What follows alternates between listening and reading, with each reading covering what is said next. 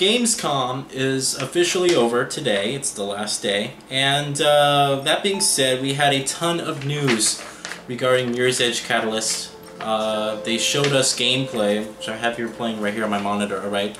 But we also got a lot of, just a lot of different information, alright? I have a full page of notes here I'm going to go over. This is completely handwritten too. I did this all last night. I gathered all the information together for you guys, and we have information about Faith, her family, the November riots. We have a full history of the City of Glass now, and also some information on Krugersec, the political information and system that's being, that's running the whole City of Glass, as well as just basically the game element itself. So we're going to be going over all this information, alright? So let's get right to it. First off is let's talk about Faith, alright? We finally have some information on her family, alright? So her father goes by the name of Martin Connors, her mother is Erica Connors, and her sister is now Caitlin Connors, alright? Previously her sister was Kate Connors, but now she's been renamed to Caitlin. So, and they all have an intricate role within this game. They're not just that isn't just some history and some family. They actually do have real meaning and purpose to what she does and how the world works the way that it is, all right? And so we all know that Mirror's Edge Catalyst, there's no way you can use guns at all, right? So it's just straight up hand-to-hand combat and basically trying to just run away and avoid combat when possible. Or if you have to engage in combat, it's really about hitting fast and just moving forward, all right? So there's actually a reason why there's no guns in the game, or an actual story reason, alright? It appears that she commits murder in the beginning of the game, alright? Or somewhere in the beginning of her story, she commits murder, and it's like an accidental thing, right? She doesn't mean to commit it, but something happens and she commits murder, and it changes her forever. So she vows from that day forward to never use guns again. And that's her reason behind not, picking up any firearms, and that's why the gameplay is the way that it is. She's also cocky, self-assured, and careless. She's more, I guess immature this time around. In the first game, she has been running in the wild, and it's not like she was really new to this. She was just coming back from like a long leave. In this game, she's kind of just setting up, trying to find herself, and it's really about, her origin to who she is and her growing up and turning into this young heroine who's going to save the city. So she runs really for the thrill rather than the pay of it, so she's really in this just to kind of cause trouble and just, get that sense of adrenaline more so than anything. She doesn't care about materialistic things whatsoever. She has no sympathy for the other citizens living below who are being oppressed really by this whole government and corporation, this corporatocracy that's running this whole city. She doesn't care about anyone really in the beginning of the game. She just does not care whatsoever. The only people that she really cares about is Noah, which is her mentor, and also her fellow runners and rivals, so she has like a small group of people who she calls family, and she cares for them, just specifically, she doesn't really have empathy really for anyone else. And she does know in her heart that one day she'll have to take a stand against the corporations and the oppression that's going on within the city. But as for now, she's just kind of, oh, whenever I get through it, whenever I cross that bridge, basically, is when I'll do that. So let's talk about her family specifically, alright? Her parents were actually leaders in a growing civil rights movement, alright? They are fighting for improved working conditions and laws separating business and politics. So her parents actually play an important role within this storyline of, this civil rights movement of standing up against the governments and trying to, turn the city into a democratic, for the people, by the people system. Instead of this complete control, we know where you are, there's complete surveillance, you have no really rights and things like that. So her parents were leaders in this, and their movement was completely nameless. Leadership was informal, but they attracted many followers through nonviolent actions. Her parents were completely against any violence in their protests. They believed that peaceful protests were the way to, long-lasting success. So her parents were, you know, were really going about this in a very peaceful manner, and it's because of that they attracted lots and lots and lots of, you know, followers, and people really appreciated and respected that about them, which is how their movement became to be, you know, very prominent. So now we're going to talk about the November riots, alright, and this is something that was referenced in the first game. In the original game, the November riots were a historical event in which the citizens stood up against the government, but then it turned into a complete massacre. And it's pretty much the same thing here. However, it's just more in detail. We didn't get too much info from the story. We do know that in the original game, Faith's mother supposedly died during this, but we had no information about her, you know, her father. And you know, I previously thought that we were going to get a sequel to this, like an actual sequel to this storyline, and her father was going to play an intricate role within the storyline itself. But now we actually have a full history, and it actually does change some things up in terms of the story, alright? So, about 1 million citizens gathered from what was supposed to be the grandest peaceful protest ever, alright? So, again, this is being led, or this was being cultivated by Faith's parents, who believed in nonviolent actions and peaceful protests. So about 1 million people gathered for this world, this citywide event, you know, that this was supposed to be humongous. And Krugersek sent armed riot control officers to help the police, you know, because they didn't think that, okay, almost 1 million people are going to come here and protest. So just in order to keep things safe, Krugersek had security, you know, formed and really sent over there. So there was more heavily security armed, you know, officers than normal. So that being said, someone, either the citizens or the riot cops, no one knows which side did it, but someone started a fight and it basically turned into a massacre. So we have no idea if someone said something to someone and someone reacted, or if someone brought a gun and shot someone, but either side started it, right? We're not really sure which. Either side started it, and what happened is the riot control pretty much opened fire on people, and the whole thing turned into just like not a peaceful protest, but an actual riot, you know, of things breaking, people just going crazy. And this resulted in thousands injured and hundreds dead, including Faith's parents. Both her parents died during this massacre, alright? Now Noah, who is Faith's mentor, he was actually a friend of the parents, and Noah saved Faith from these from the riots and raised her on the rooftops above everything that was going on down below. Noah was a runner, and Faith was inspired to become one, although Noah never wanted her to be, alright? So he pretty much, you know, wanted her to be you know, safe, and didn't really have a plan for her to become a runner, but you know, Faith kind of was inspired to do this, all right? So Noah kept Faith away from Black November, which is the, you know, kind of this is the other freedom fighting group that really commits terrorist actions and kind of doesn't care who they hurt, but they're really kind of dangerous, but they're kind of fighting for non-oppression. You know, it's like the violence, the ultra-violence version of whose Faith's you know, parents were leading. It's kind of like they're the same faction, but like the ultra-violence version, and much more dark and gritty. All right. So Faith she chooses no side between this war going on. In fact, she doesn't really care. So Noah kind of takes on the same form, and she was, you know, again inspired to do that. But there is no she doesn't really care about this war that's going on, and she doesn't take either side. She doesn't really have an opinion. All right. Caitlin Connors, all right, died, and if we actually looked at the trailer here, one sec, as I ignore this phone call later. So Caitlin Connors dies, and we saw this in the trailer. Brief moments where her sister Caitlin, you know, Faith was looking like something happened. It was some sort of accident. Caitlin dies. All right. We don't know whether this is actually a result of what happened during the riots, or whether this happened before or after. I would assume it happened before the events of the riots, because if we pay attention to hear what they're saying, Noah saved Faith from the riots.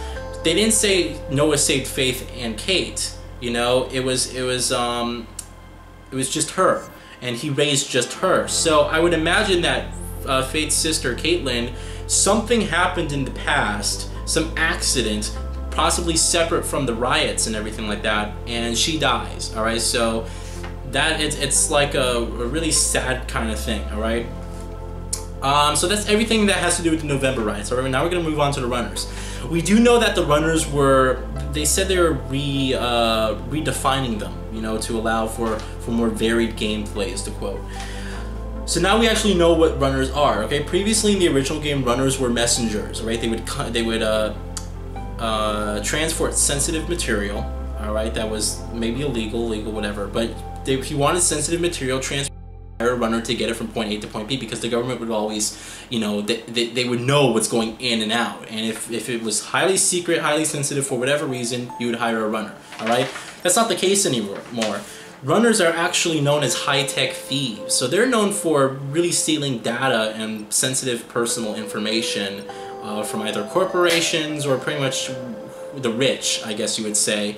And they're not really called messengers anymore. So that's pretty interesting to know. It's gonna be interesting because in the original trailer that I'm playing right here, you're tasked to breaking into a corporation to steal highly sensitive information, and that's exactly what the runners do. All right. So now we're going to go on to talk about Glass City, and this is the most exciting part because Mirror's Edge now has a universe. All right, previously in the original game, it's like, okay, you have the city, and this is the city, this is where the game takes place, and this is, you know, a brief history about the city, but that's it. Now we have a universe. We have concrete, detailed history going into this world that spans back hundreds of years. So I'm going to go over here. I have a full timeline and stuff that we're going to go over right here, talking about the City of Glass, the nation and the world in which this game takes place in, the way people live and whatever. So the City of Glass is the third largest city in Cascadia Prime. Cascadia Prime is the country of which Mirror's Edge takes place in. All right, so again, it's more detailing this, and this is pretty interesting. When you hear the third largest city in Cascadia Prime, that kind of hints at the fact that we're going to do sequels, and I would imagine that they would. But now Mirror's Edge could become a franchise, and it made to a trilogy where each game takes place in one of the three largest cities within Cascadia Prime. So it's Scottish influence. Glass City is Scottish influence. It's highly educated and business-like for citizens, and it's very prominent with seafood. Seafood's like the thing there, you know. But that's pretty interesting, you know. Again, we finally have a country now, and it's more grounded in reality because there's actual history that's being created here. All right. So here's the history of Glass. It was originally a small village for hundreds of years. It attracted small-time software developers and hipsters, and it was low-cost living, and it was an uncrowded atmosphere. You know, it didn't have lots of people there, and it didn't cost much to be there. So the village grew into a small city, and the crime became more rampant throughout the city. All right, due to the low cost of time. I completely read the wrong line. All right, the government at the time was small and powerless to stop all this crime. So the city basically became, okay, it attracted many small-time, you know, developers and things like that. That's good. Crime became more rampant, but the government wasn't strong enough and wasn't large enough to really tackle this issue.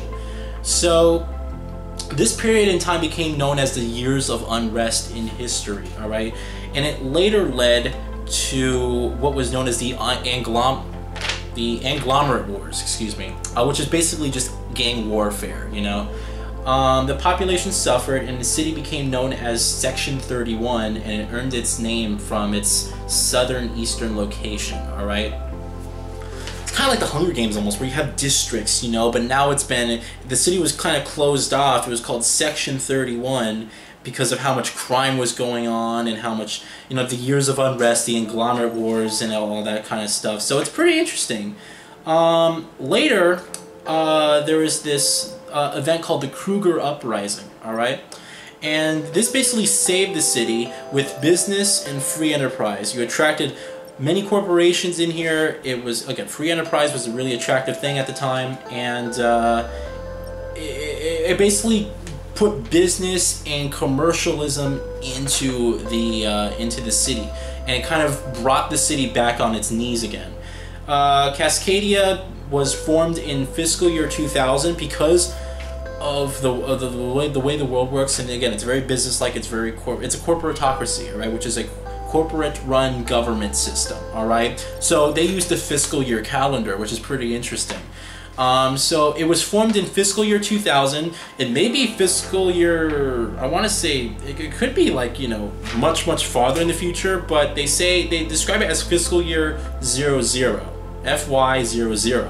So either the 2100s or, you know, I would imagine it's fiscal year 2000. I don't think we're talking about the 2100 years in, you know, the timeline. So Glass became a prominent location again after, you know, this huge Kruger uprising event. There was a terrorist attack in fiscal year 34, and it caused the city to be refurbished by the CC Corp, using materials like glass and things like that. So it pretty much, the city didn't look how it looks today. It was rebuilt after this large-scale terrorist attack, and they built it to basically be similar to its name, the City of Glass.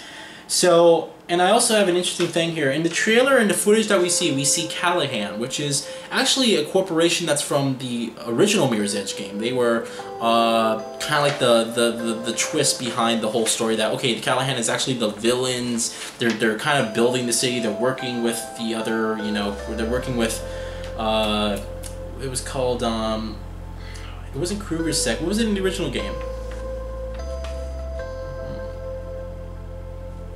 I don't know. I forgot. I completely blanked out on the name of the original, you know, private military. But you know, it's pretty much CC Corp, maybe Callahan, because they have full access to actually renovate the city, and install things and things like that. So the city was rebuilt after the terrorist attack in fiscal year 34. So now we have some information about Kruger Sec. All right, now Kruger Sec technically saved the city because of their business and the free enterprise and all that reformation going on.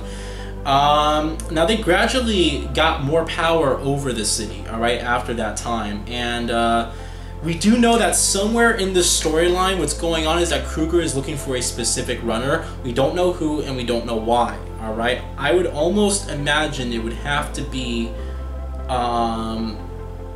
we do have mentions of Icarus, but at the same time, Noah, who was your, you know, he's kind of your guy who's giving you direction, he said that that they're looking for a specific runner, and if he knew, you know, who they were looking for, then he would just tell her, wouldn't he?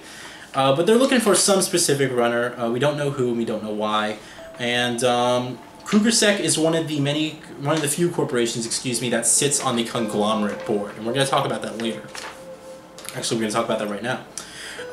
So the conglomerate board is a board of directors who run mega corporations that control the city. So it's kind of, you know, like if you have a big corporation like Apple or, you know, Microsoft, you have a board of directors which handle decision making and things like that. Well, it's the same thing right here for the government. They have a board of directors of people who are from different corporations that have, you know, large control, and they decide points on what they're going to do and how the city is going to be changed and things like that. And Kruger Sec sits on that board.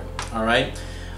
So citizens are required to get permission from their HR manager to go on extended leave for more than 12 hours. Extended leave is more than 12 hours in this world. Like, can you imagine that? Imagine that you couldn't be away from work or away from your home for more than 12 hours.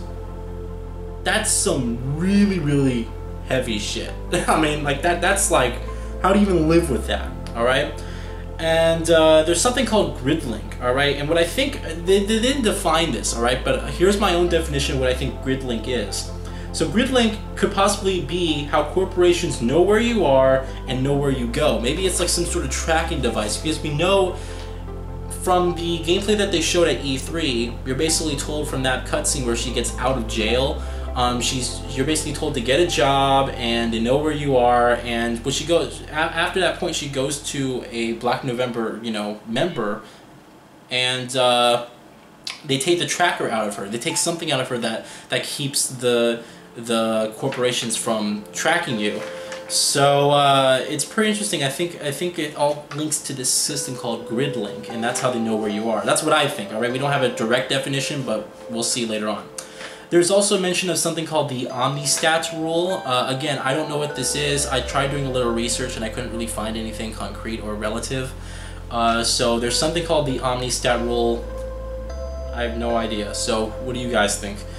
Unauthorized travel means termination of your contract, alright? We do not know what type of contract we're talking about here. It could be expulsion from the City of Glass, it could be expulsion from work, or it could be a contract to travel. It could be either one of those. So, pretty interesting here. There's also a former chairman of this board. His name was Horton Bryson, and all these events transpired, and he had a promise to basically turn Glass into what was going to be known as the gem of the South. And I think he pretty much fulfilled on that promise. If you look at the city, it's unlike anything, you know, before. And the city specifically specializes in shopping and entertainment. That's like their main theme there. And it's supposed to be one of the most beautiful, you know, just beautiful cities ever in the world of Mirror's Edge's universe. So pretty interesting there. All right, now we're gonna go on to the game. All right, I'm gonna talk about the Gamescom demo, some key points about the Gamescom demo because it's pretty interesting. All right, so the demo takes place in this section of the city called Centurion Yards. All right, we do know this is part of the downtown district, but more specifically, it's located within Centurion Yards. Okay. There is a possibility of some missions or story sections where you'll be going back to Faith's childhood. During an interview, one of the directors said, you know, we may have something like that. They obviously don't want to say too much, as they're keeping everything kind of under wrap. But we may be going back to Faith's childhood, and the Elysium mission, which you're watching right down, this mission is supposedly the first real running mission in the game. There's no loading screens, and the events of the first game actually don't exist whatsoever. It's not like this game is leading up to those events. It's not like those events kind of, you know, are prequel or it kind of takes, I guess this sort of takes elements from those events, but the first game doesn't exist at all in this storyline. Just completely forget about it. There's no relation or correlation. There's nada. Alright, this is a full-blown reboot. It has nothing to do with the previous game. It's not going to lead up or do anything to the previous game. The previous game does not exist to this game storyline, alright? So in the beginning of the game, Faith is released from juvenile detention, alright? Noah brings her back to the Runner's Lair. Faith is giving her first job, which is to steal information from Elysium. So it's kind of like a shortness of events that happen, alright? You're released from prison, and you basically, you know, are set off into the world. Noah brings you back to the Runners after a long-awaited or a long time away, and you know, here you are doing your first mission, getting right back into trouble. All right. There is potential for some boss fights with Kruger and maybe some other characters. Again, we don't have concrete information about this, but the developer said in an interview saying, we may have some boss fights, or maybe some point. You know, the original Mirror's Edge